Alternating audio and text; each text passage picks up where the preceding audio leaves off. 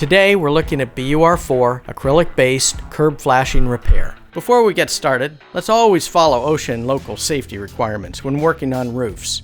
Always plan your work in advance. This includes products and tools needed to complete the project. Another consideration is weather. It can impact the installation and proper curing of APOC products. Additional information on weather requirements can be found at APOC.com. Existing problems are typically found at cant lines and corners. Let's look at a three-course method using APOC 264 Flash and Seal. To start, always clean the surface. In windy conditions, pre-cut a piece of 483 polyester fabric. At the corners, cut angles to ensure the material can wrap and lay flat, and fold back one side.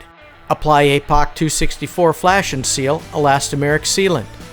Embed 483 polyester into APOC 264 Flash and Seal. Fold back the second side of the 483 polyester fabric.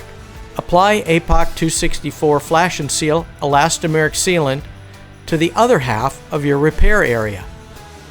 Embed 483 polyester into APOC 264 Flash and Seal. Apply a top coat of 264 Flash and Seal elastomeric sealant. Complete the additional three sides of the curb.